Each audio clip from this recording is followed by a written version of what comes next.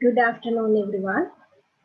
I warmly welcome all of you to the 32nd webinar organized by Sri Lanka Export Development Board. Uh, as you all know, EDB's objective of organizing this webinar series is to create awareness among Sri Lankan exporters and potential exporters on a relevant topic for exports. To introduce today's webinar, it is a more market specific one. Uh, to give you the topic, it's market first prospects in Singapore for Sri Lankan exports in the new normal perspective and potential investment opportunities. As you know, Singapore is a very important market for Sri Lanka. It's a member state of the Association of Southeast Asian nations, that is ASEAN, and it is our 21st export destination with 21 million US dollars exports in 2020. And also Sri Lanka has signed the first comprehensive FTA with Singapore. So I think with those introduction to the topic, I think from our resource person today, we can get good insights into this market. What are the opportunities for Sri Lankan exporters? The webinar will be held in two sessions. First, our resource person will do a presentation. Maybe it will take about 40 minutes. Then we can go for the second session, that is the Q&A session. Participants can send in their questions using the Q&A tool in the bottom of the screen. You can type and send, so we can get more clarification from our resource person. Then the session will be end around at 3 p.m. today. It's a 1 hour session. Now my present task is to introduce our resource person. Today's resource person is Ms. Nalika Kodikara, Councillor Commercial of the Sri Lanka High Commission in Singapore. She has served as the Commercial Secretary of the High Commission of Sri Lanka in Pretoria as well in South Africa. And also she worked as an Assistant Director of Commerce in the Department of Commerce. And also she is not a stranger to EDB because she has worked at EDB for more than 12 years. Mrs. Kodikara has extensive experience in promotion of exports, investment and tourism, and also bilateral trade relations during her career at the Overseas Missions, Department of Commerce and EDB. And Mrs. Kodikara holds Master of Business Administration degree at the Postgraduate Institute of Management, PIM, and BSc in Agriculture from the Faculty of Agriculture of the University of Rome. So with that introduction, I would like to give floor to Mrs. Kodikara to do her presentation. Over to you, Ms. Kodikara. Thank you, Anoma. Good afternoon, everyone. On behalf of the High Commission of Sri Lanka in Singapore, I would like to thank the Export Development Board for inviting me to do the 32nd webinar to do presentation today. So as we all know, the COVID-19 has reshaped our day-to-day activities. We are not in a position to do our physical events. So this is a very timely opportune that EDB has initiated. I must congratulate that the continuity of organizing this webinar, and I represent today at the 32nd webinar means we have adjusted to this new normal situation. So since COVID-19 has given us various challenges And the High Commission, we get day-to-day trade inquiries from our export community. It is, we thought it is my duty to share what the opportunities is available at this stage, because Singapore market has also, the Singapore economy, basically, it has also contracted. According to the Ministry of Trade and Industry of Singapore, they have recorded as 5.8% of declining of the growth this 2020. And the mainly hit industries are aviation industry, tourism, and construction industry. You may be knowing that the Changi Airport is the busiest airport in the region. The passenger traffic at Changi is usually average is 60 million passengers. In 2019, it has recorded as 68.3 million, but it has declined to 11 million for 2020. That shows it was a 81% decline. And maybe you all know the Singapore has also a very nice destination. It's a very well recognized destination for all regional trade fairs, international trade fairs, and conferences. Why I stress those two facts is that affected the market demand and services, because the market always depend on the passenger and tourism into this market, because it is a 5 million population country and a city-state country. So with that, I will take you through a presentation covering market opportunities in Singapore. Let me share the screen. My presentation will cover the current export profile and the opportunities for diversification of exports, cross-border startups and FDI opportunities, and our competitive position and challenges. Before moving to this, our export profile, I'll give you some overview what is our commercial relations between Singapore and Sri Lanka. When it comes to these export values, you will see there's it has fluctuated over the last 5 years. 2020, last year up to November, it is recorded as $85.5 million US. But compared to last year, it is somewhat acceptable, because we there were a lot of restrictions exporting from Sri Lanka to Singapore, and also there was a decline in market demand due to this pandemic situation. And you can see the exports of there's a significant improved in 2017 and 2018. This is mainly because of one significant sector, that is vessels and ships and boats sector. It's the high value sector that has contributed in those 2 years. But when compared to the total exports and total trade between the two countries and total exports, there is a significant volume consisted of petroleum oil in and out. Even Singapore exports petroleum oil, more than 50% of their exports value to Sri Lanka, same as Sri Lanka also exports refined oil to Singapore market, which is a usual practice that CPC and IODs supply and market both trading practices. And when it comes to this FDI, you can see 97 million FDI inflows has gone from Singapore to Sri Lanka in 2019, which is the 5th FDI partner in 2019. Singapore is the 5th FDI partner for Sri Lanka.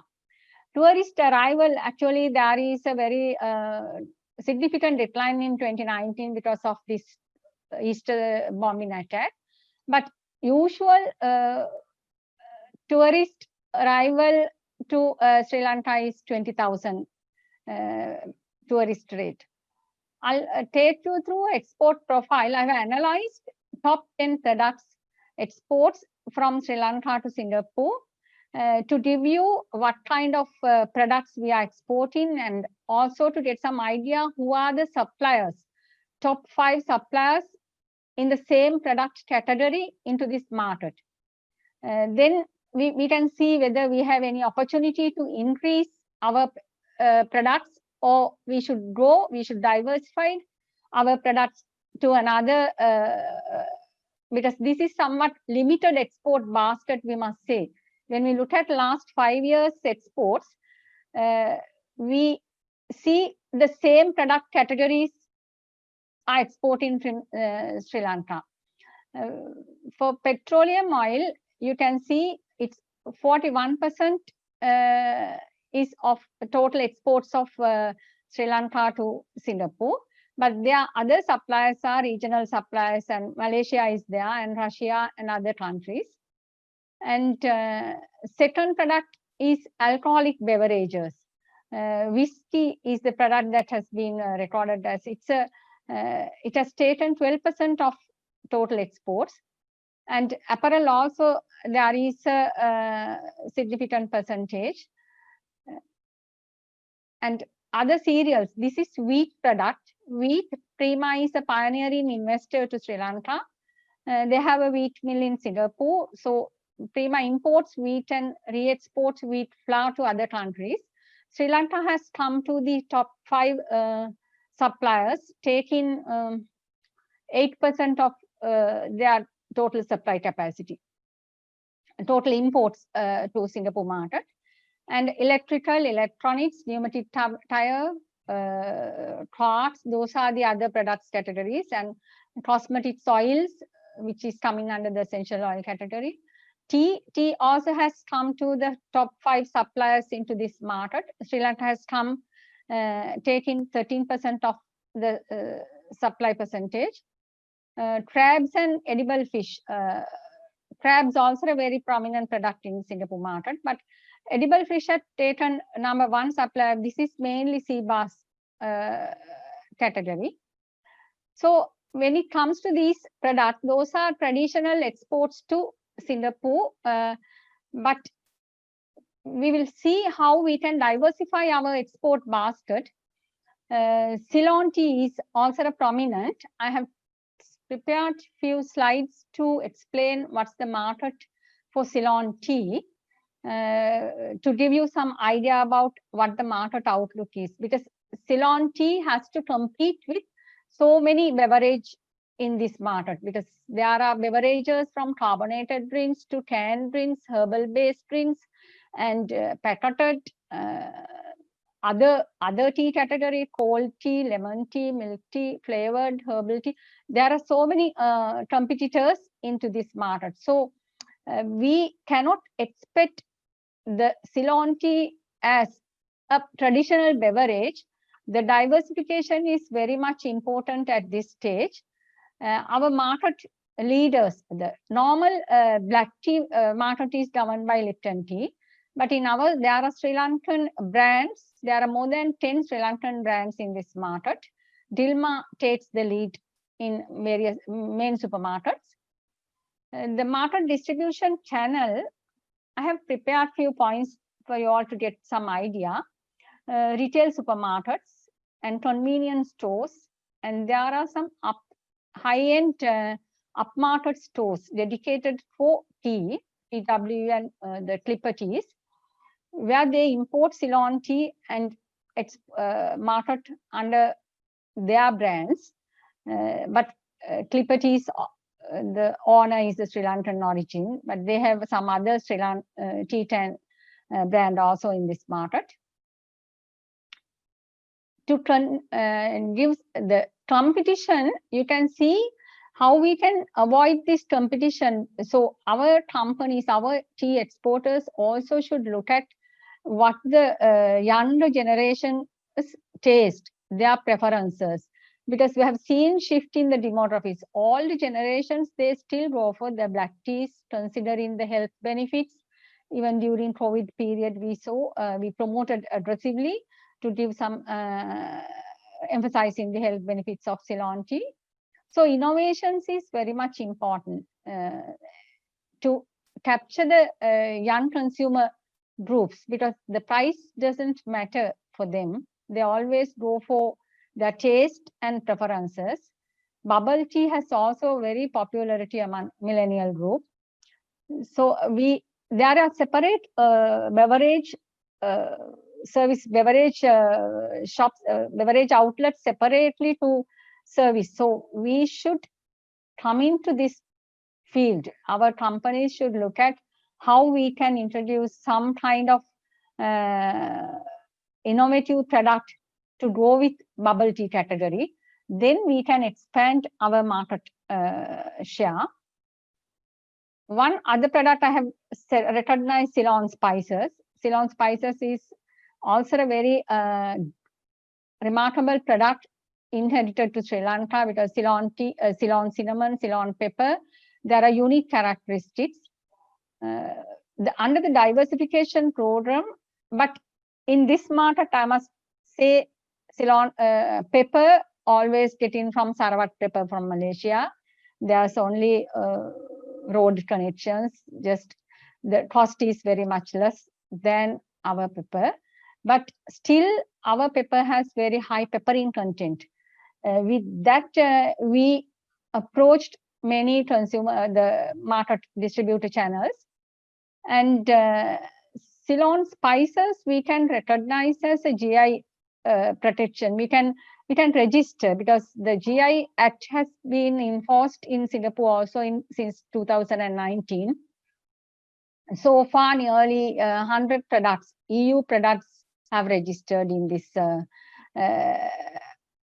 registered under the GI registry. So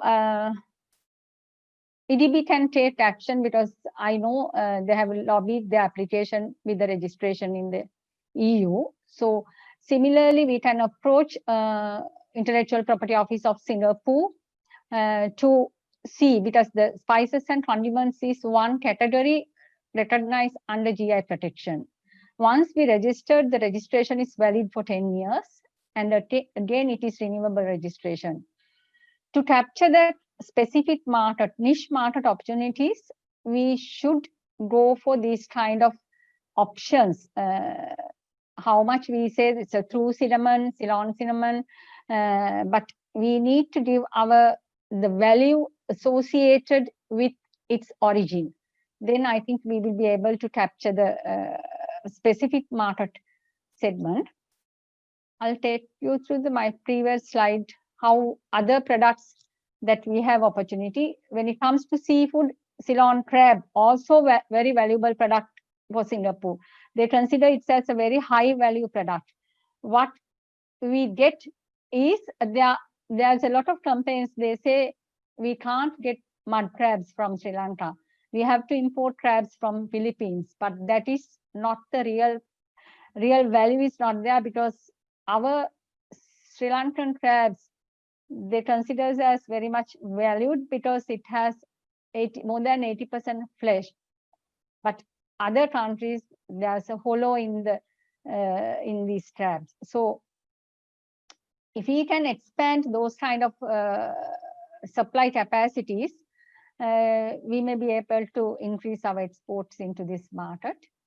The value-added coconut and Ceylon tea, spices, everything we can consider. There is a niche opportunity in this market for organically certified products, because we have a very well-reputed organic sector in Sri Lanka. The registration we have done with the NASA and EcoCert, JAS, those are very well accepted in this market.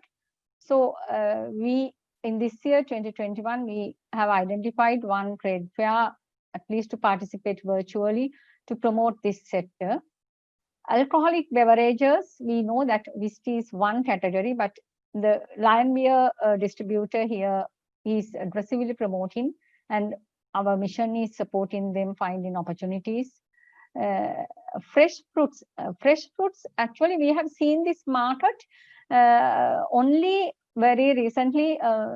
TNG mango has been imported many years ago, but now Nelna mango is imported by one company. That has a very well accepted. Actually, our High Commissioner always, Her Excellency, Madam, always promoting these fresh fruits, giving as some gifts even for to promote Aman High market, because the Nelna mango has a very good, it's very authentic, very tasty compared to the mangoes available in this market. But what we have realized is our freight cost. There is a very big complaints. We have negotiated some concessions with Sri Lankan Airlines, but the market, to capture sizable market share, we need to be competitive. Because prices always matters in this perishable sector. Because air cargo, we always go with air cargo, but there are some companies using cold supply chain, reefer containers to take long hours shipments from various markets, even from New Zealand exports perishables to Singapore market, Israel, US, South Africa. This market has flooded with fresh fruits from everywhere. So we need to compete with that market. So we have to develop our own strategy how we can capture this market for fresh fruits.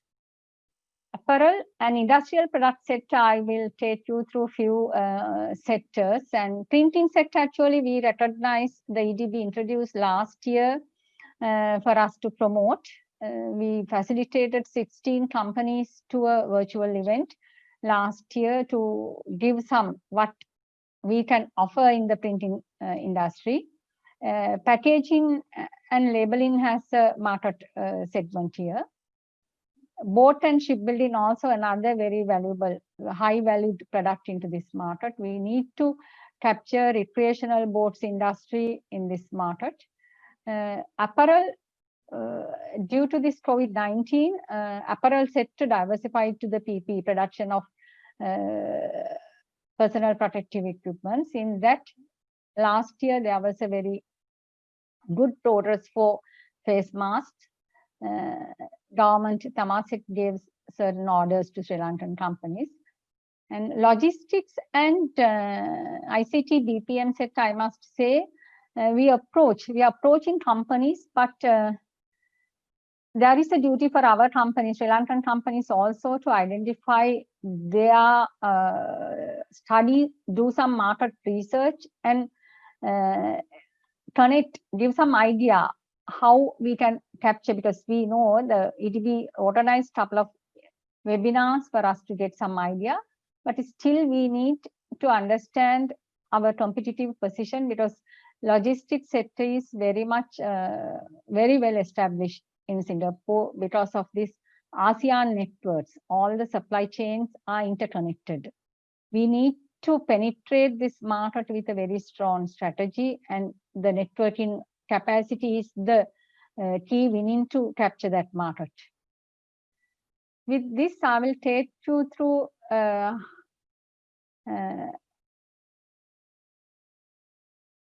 how we can enter this market, what are the market entry requirements and market entry strategies. Market entry requirements, basically, it is very well transparent. For food products, it regulates, Singapore Food Agency is the regulator of these food imports. There are registrations. Certain products, you need the licensing. You have to, the importer has to take the licensing requirements and import permits. But everything is very transparent, interconnected, and there is no need to go everywhere. It's all online registration can be taken. Then product specific requirements, the certification also, it's easy to connect with the specific competent authorities. So any companies need to know about these entry requirements, I will be able to connect them, give more information, because I'm not taking much time to go through, because it's everything in their the websites. Market entry strategies, I have recognized, because Singapore is a city state, very well established. for food retail market, hypermarket and supermarkets has more than 75% of the market sales. Product listing is a challenging exercise. We approached them and we see how we can list Sri Lankan products. What we recognized is distributor presence is very much important. Distributor has capacity to take lead to list suppliers' product. And the regional companies, all the Malaysian, Thailand, Philippines, Indonesian, Vietnamese, even Japanese and Korean companies, they do have their production and storage capacity. And then in that case, it's easy to penetrate, easy to list, follow the regulations of the supermarkets. But we are exporting small scale small shipments for house branding, but we do not encourage much for house branding because then we lose our own branding identity. Product quality is very much accepted, but simultaneously we need to establish our own brands as well. Listing procedure, I will give some insight because maybe companies needs to enter into this market, so they must understand what is the biggest company profiles and their capacities. For food products specifically, they need GMP, Good Manufacturing Practices certification, and hazard certification. There are separate category managers. They do evaluate first based on the certification and the sample, then only they submit those products for the listing evaluation committee. Once the products are qualified for listing, then there are certain procedures, charges applied for listing process. And supplier, when you have a distributor here, it is easy because they can open an account with them. The promotional strategy, that is how tea companies are conducting. They have an agent here. They do promotional in addition to the supermarket's promotion campaign. The supplier also, distributor also can do their own brand promotion. I'll take few slides, the 2 slides to give you some idea about what are the main supermarkets. NTUCs, we call it as Fair Price, which has 100 over outlets. And under their convenience shop is having 160 outlets countrywide. Cold storage is also a very well-established supermarket chain here. It has more than 75 stores countryside. And they have another giant supermarket, which is coming under the hypermarket category. Shenxion has nearly 61 stores. Prime supermarkets, they have 25 outlets. Those are 4 leading supermarkets dominating in this market. But there are a number of supermarkets country specific.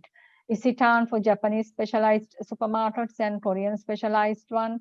And there are some small mini markets for Indian shops. Those markets also we do approach to introduce Sri Lankan products. Online sales, I must say, they are new. It's not new actually. It's increased significantly during this COVID period. Door-to-door delivery and online sales, e-commerce platforms are the most prominent during. Even the boom is still there. The recognition, Lazada, Shopee, Redmart. Qten is also a Singaporean e-commerce platform. We did a couple of programs to introduce our certain products into Qten e-commerce platform. Promotional strategies, the High Commission, we have, I must say the High Commission has recognized the commercial section is the priority at this stage because we need to expand our export basket, give some opportunities for companies and investment opportunities. So mainly, since we cannot organize physical trade fairs, we do organize virtual trade fairs and hybrid. Hybrid means some parties physically you can presence, but others, usually the local companies, they do physically presence, keeping safe distancing. But foreign companies, they do participate virtually. This year, we have identified a couple of products, trade fairs to promote Sri Lankan products. And another important strategy we recognized during this COVID period to facilitate e-commerce opportunities. There are Sri Lankans expatriates community here. They do start some mini supermarkets and also started e-commerce platforms, which is a very good access for our companies. We no need to supply, because we are supplying to our own company, own Sri Lankan company. So in this context, it is a very much recognized, because it's a, we do, embassy do support for them, even to promote their products into within the Sri Lankan community and also within Indian community. So in that context, I must say this facilitating e-commerce and mini supermarket approach is very well recognized. And we do support on marketing efforts. Even for these small companies, we do support those who are trying to promote Sri Lankan ethnic products. And we are always arranging one-to-one meetings, sharing knowledge and virtual roundtable discussions, because there is no way to meet physically. Those, I must encourage companies, those who are willing to export to Singapore market, look at these aspects, what would be the good strategy to reach. May not be a very large volumes, container loads. We have to understand the market size of the market, but still we can export, even though they are small volumes, we can capture the market. This is another new, we must say new area, but the EDB, we do support companies, Sri Lankan companies last year, the year before, cross-border startup opportunities. Startups are very well, very growing, vibrant culture in Singapore. Singapore is considered among the world top startup talents. The startup means it's a, when you see some problem, you develop some innovations. And those innovation you must cultivate, conceptualized. For that, you need support. Singapore government has recognized very well how to groom startups, how to support startups to take the next generation entrepreneurs. Pollinate is an initiative across all 3 polytechnics, Nanyang Polytechnic, Singapore Polytechnic, Thammasat Polytechnic. They have provided incubator facilities for Singaporean startups. It's an initiative. They are facilitating partnerships with commercial companies, industry players, and multinational companies to take forward this startup initiatives. A-STAR is another government entity, because why I emphasize this fact, there is opportunity for matching those startups and expand the market space. Maybe our companies, our startups can join with Singapore startups to capture the market space. I must congratulate also the Ceylon Chamber of Commerce, which is the day before, actually, the 19th of January, they launched the first startup council under the Ceylon Chamber of Commerce. I have put here the logo of their marketing promotional logo.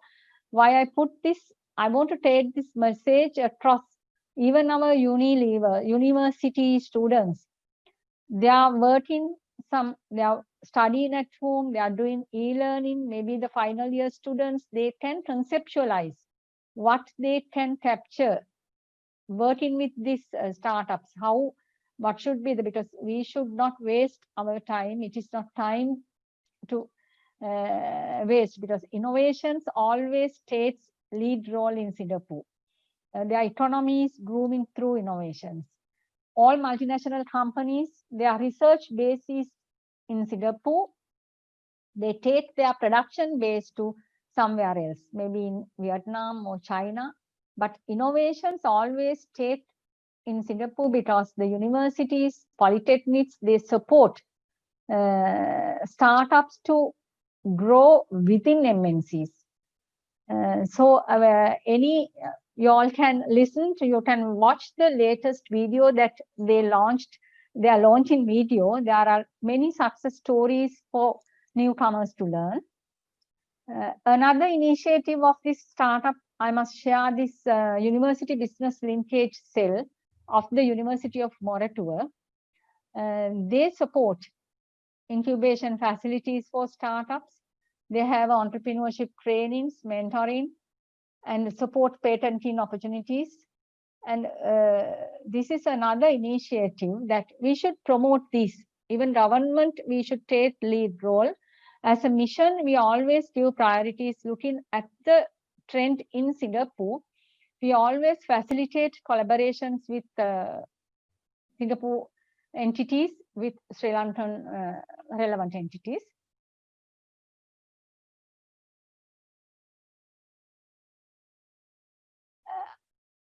I would like to share some collaborations very recently we initiated, even last 8th of December, to commemorate the 50th anniversary of diplomatic relations between the two countries.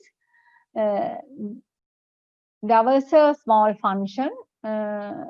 It's a product launch between two startups. One, the Singapore scientists, they developed some herbal tea, and a Sri Lankan startup, they promote, they developed a herbal tea from Sri Lanka using this innovative mix. So this product now, their initial trial, they exported last for the launching ceremony last year, last December. At that occasion, actually, we facilitated a letter of exchange with University of Moratuwa Business Linkage Cell and a company called GBCDL. It is a Community Development Limited in Singapore. But they do collaborate with Pollinate Singapore to facilitate Singapore startups. So we should always, the idea of this letter of exchange is to exchange students, activities, finding new ways how we can support Sri Lankan startup. Under that aspects, we have identified agri-tech, fintech, and edutech areas that we should support Sri Lankan startup to enter into this market. Because agri-tech also a very well recognized, because Sri Lanka is an agri-based country. We should look at how we can increase our productivity, the farm, because agriculture is not only mere agriculture, it's a traditional farming practices. We should introduce technology into the agriculture to take productivity increase. So those are the areas that we as a mission give priority as under this present context. Fintech, we facilitated 2019 Fintech Festival, 12 companies to participate. Sri Lankan 12 companies participated because there is a segment of Fintech Festival Switch, which is named Singapore Week of Innovation and Technology, which is the base for startups to come and present their innovations, to find some funding partners, venture capitals to develop their innovations. So I would like to share some initiatives of Hatch Fintech Accelerator Program. We always, when we see those kind of opportunities, we are closely working with Singapore Sri Lanka Business Council of the Ceylon Chamber of Commerce to take these programs into the field. And EDB facilitated, EDB supported to identify companies the year before Fintech Festival. So I always state last year, this 2020 Fintech Festival also, there was a hybrid event.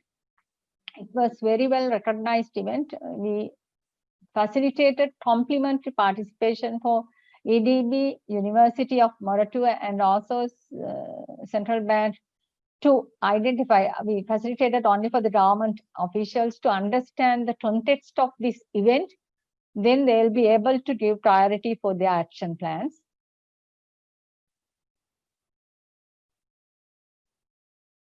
I will move on to the area of FDI, because FDI is the most needed, expected outcome of the Singapore-Sri Lanka Free Trade Agreement. In that sense, the BOI, we are closely working with BOI, and we always state there is a activity. Every day we reach out to the potential investors in this country, taking proposals, arranging virtual calls, meetings. Some projects we are taking, even no need, we are not expecting only Singaporean investors. We are focusing South Asian, because other regional countries, sometimes their Asia Pacific headquarters are based in Singapore. So we reach to them also to promote our FDI segment. Singapore is the most prominent, it's ranked as 5th largest investor for Sri Lanka in 2019. But it's readily, there is a segment mainly for hospitality and shopping malls. I would say the last year, the year before, there were 2 projects, Colombo City Centre and One Royal Place. There are some, one studio invested in food stalls, and export-oriented manufacturing is the utmost, because we need to create employment. We are very much understand the need for the country. So we always reached out to promote our manufacture-based investment, not only hospitality, because they are very much interested for this hospitality, hotel, construction.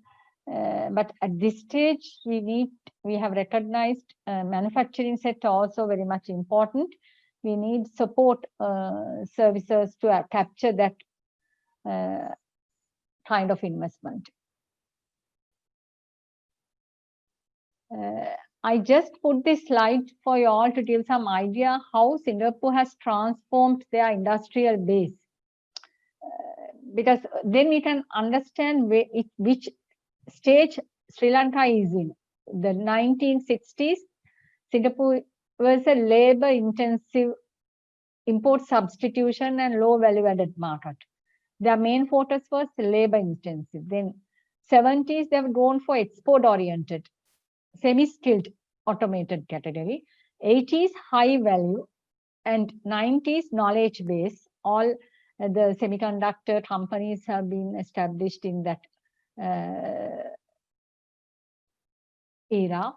But current focus, this is actually some study research. I have put the source of this chart, but the current focus I have added. Now current focus of their industrial is digitalization, automation, and innovation, R&D. They have a sizable amount for R&D from their budget, because that is very essential to for the future needs. This is how Singapore has transformed their industry base. So we are still somewhat export-oriented is very much important, but we are also in a knowledge base. Our ICT is a hidden gem. It is very well popular here.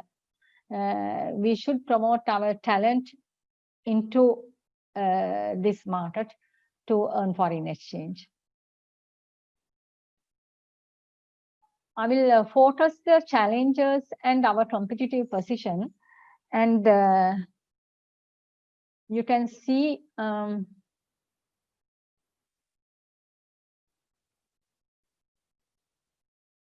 market entry. There is challenges in the market entry, because there is the supply base is very well interconnected with the ASEAN suppliers. To penetrate that market, we need additional effort, because Thailand, Malaysia, Vietnam, Indonesia are very close market, very well interconnected. So this is another challenge when we reach to introduce our products. And food safety, and because sometimes I get inquiries for products. It may be a trading company. They can't prove their products coming from a reputed factory following GMP or hazard certification. In that sense, it is really difficult for us to introduce, because food industry, food market is very strict regulations we have to follow. And sometimes limitations for diversification is also a challenge, because we cannot expand our export basket for certain products, meat products, poultry products. You need to enter into the accreditation list, registered list. But fortunately, we do work in with we did initiate, and we already lodged our application to the Singapore Food Agency to get the accreditation for meat products. And another challenge we can see, these are challenges when we look at as a region, because supply chain linkages is interconnected with huge market with 2.6 trillion and over 622 million population. In this region, 10 countries, there is a 400 million internet population. So Singapore is spearheaded the ASEAN agenda. There is a special business specific council, ASEAN Business Council. They have identified agenda to be implemented next couple of years. The smart city concepts, digitalization, and build integrated systems, those are very well recognized, and those industries are championed by the private sector. That is the beauty of this. So private sector, they are spearheaded all these processes. Then it may be a challenge for us being out of ASEAN. So these are certain areas that we should look at when we expand our market space. Again, ASEAN and RCEP. The recently Singapore, and including Singapore, 15 Asia Pacific countries signed a very comprehensive agreement, which will develop very big market comprising high-income countries, lower-income countries, middle-income countries, and the second largest economy in the world, China. So when all markets are interlinked with easing their restrictions, we will be a challenge for us. We need to tap in somewhere, maybe with Singapore, maybe with Malaysia or Thailand or Indonesia. We need to tie up with some other regional markets to get the benefit out of this large RCEP market. So we are competing with the second, when we compare to Singapore, is the second ease of doing business rank. Singapore is the second place. So their regulations are very much comfortable. Anyone, the time taken for establishment of a company or a setting up of a business processing unit, the regulations are very transparent, and time taken for such activities are very low, very minimum. And Singapore is implementing this Industry 4 as ASEAN mandate. Recently, Malaysia also adopted this, launched their Industry 4 strategy, which interlinked all transformation of manufacturing with technology. I'm not taking much time. These things are very well, anyone interested to get to know these things, I can submit, or else you can refer the Economic Development Board of Singapore website. There are certain informations. There are some Sri Lankan companies, those who wants to learn about what Industry 4 strategy is, how we can adopt those things into our manufacturing process. And regulatory structure, no need to say. Here there is a very transparent act, and the Data Protection Act is very well powerful, and hub operation systems are very interconnected. All digitalized systems are there. single window. It is a one mandatory requirement of the WTO's trade facilitation agreement. So I understand Sri Lanka is also now leading this journey, and we should take all these into a one aspect to doing this, to enhance our doing business index. So I think I have taken you through a very insightful journey, what Singapore and what they can offer, how we can capture. I can now open for the floor to take any questions. Anoma? Yes, thank you very much, Nalika. It's indeed a very insightful presentation. So we can now go for the Q&A session. First of all, I would like to get a clarification, Nalika, because at the latter part of the presentation, you said that there's a regional cooperation, especially the ASEAN at least. Is there a way for us? Just came to my mind. Now we have a FTA with Singapore. Can we get that access to the ASEAN through that? What is your comment on that? Yes, Anoma, actually, I think year before, 2019, Singapore hosted the chairmanship of ASEAN. During that period, we lobbied with them to take the observatory status, because it's not easy to be a member first. There are certain countries can apply for, it's a product-specific membership for initial observation. We identified certain products, e-commerce one area, and ICT that, there are a couple of initiatives taken by the Ministry of Foreign Affairs in this regard. I think we should pursue that. We should take other members' support. Since that time, Singapore was the chair, we lobbied with them. Simultaneously, now chair is Vietnam. So we have to anyhow get that status. Anoma. All right. Thank you. There were several questions coming from the exporters. One is the, I think you have replied, but I don't know whether you can clarify more with the distribution channels for Ceylon tea. And also they asked, yeah, Ceylon tea matter, can you please clarify?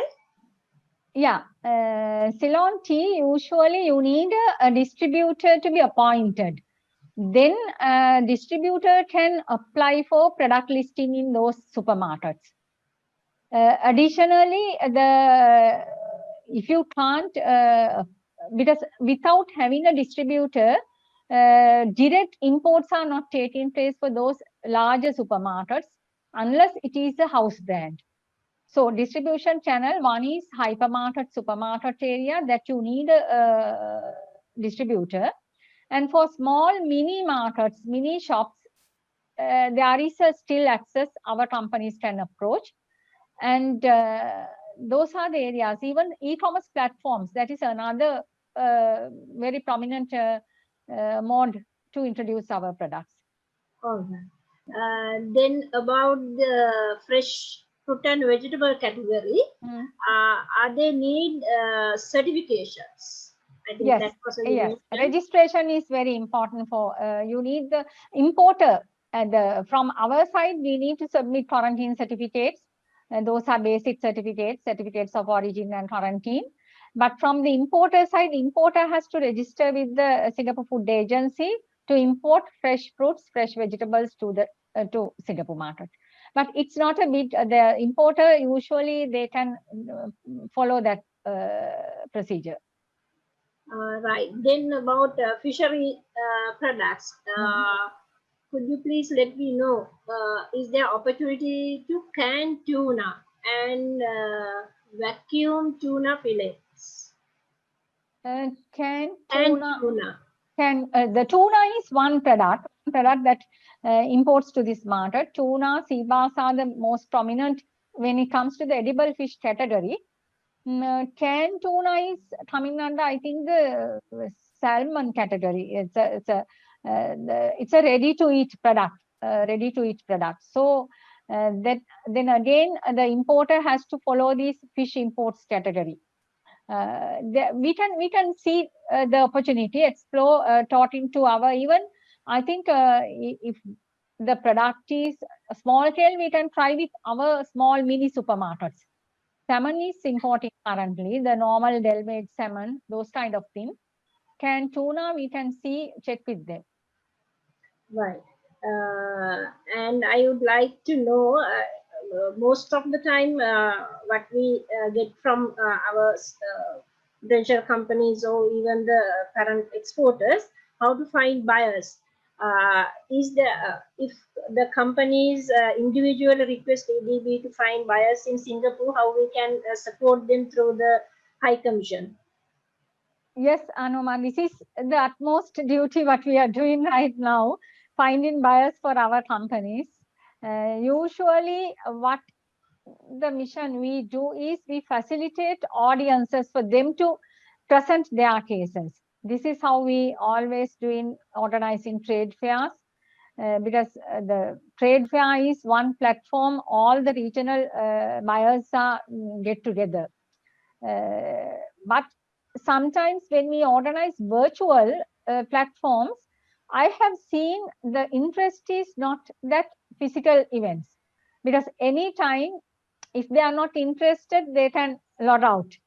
But you need persistent effort to capture. You need to find, because the virtual events also, there are B2B matchmaking exercise where you can find their contacts, their profiles, and there are options to chat options, there are video presentations, Zoom call options there. Because what we realized even for the printing sector, we facilitated 16 companies to display, present their cases in that virtual trade fair. Every day I watched how many have signed up, how many have, what kind of chats they have taken. Even I did my best research, participated myself. What are the other companies have participated? What we can learn from them? I communicated to the ADB product officer. Because it's a 3 days fair, but the platform was open for a 1 month period. When it comes to the virtual events, because I'm talking about the current context, the traditional ways we do take exhibitions and physically we display, we meet buyers over there.